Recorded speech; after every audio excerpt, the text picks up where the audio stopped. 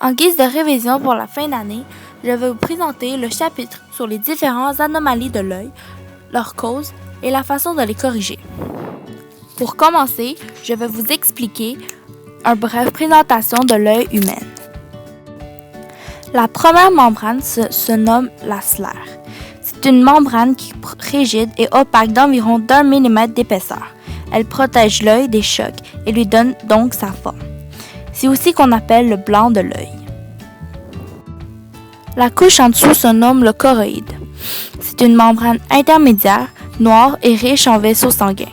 Elle nourrit l'œil. La membrane la plus intérieure de l'œil se nomme la rétine. C'est une membrane interne, mince et beige. Elle est tapissée de plusieurs millions de cellules nerveuses sensibles à la lumière, qui transforment l'information perçue en influx nerveux. Cependant, le point de jonction entre le nerf optique et la rétine se trouve la tache aveugle. Elle est insensible à la lumière. Pour ce qui est du devant de l'œil, se trouve premièrement la cornée. La cornée est une membrane rigide et transparente. Elle est le prolongement antérieur de la sclère. Elle est légèrement plus bombée que le reste de l'œil. Ensuite, on voit l'iris. L'iris est un disque coloré et troué, qui est le prolongement de la choroïde. Il régularise la quantité de lumière qui pénètre dans l'œil par son ouverture, donc la pupille.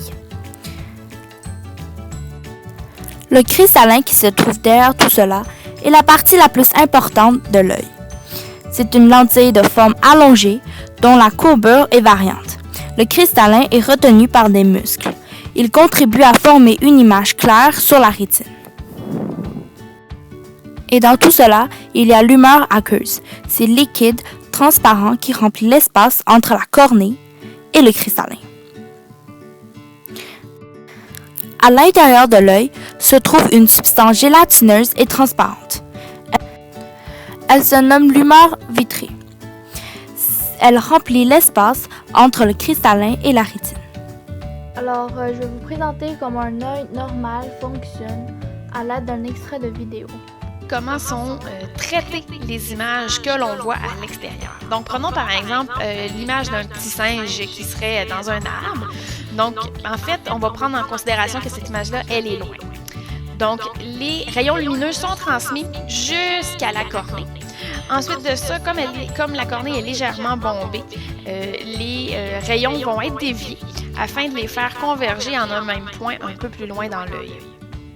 Les rayons traversent ensuite en ordre, comme on l'a vu, l'humeur aqueuse. Ils vont traverser le cristallin ou parfois les rayons vont être encore déviés selon l'accommodation de celui-ci.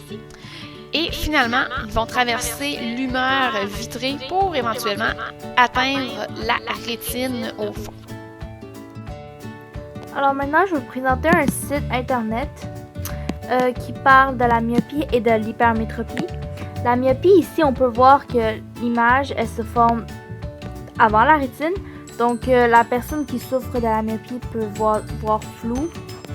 Et pour l'hypermétropie, on peut voir qu'elle est trop éloignée. Donc, l'image est formée derrière la rétine. Elle ne peut pas voir les choses proches.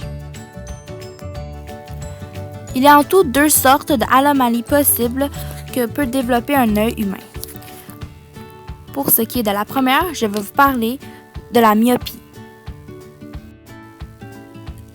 La myopie est lorsque l'image d'un objet éloigné forme avant la rétine. Ainsi, une personne myope ne peut distinguer clairement les objets éloignés. Une personne verrait l'objet perçu sur sa rétine, tandis qu'une personne qui souffre de la myopie verrait l'objet devant la rétine. Donc, ce qui cause que les objets sont flous. Les causes de la myopie peuvent être diverses.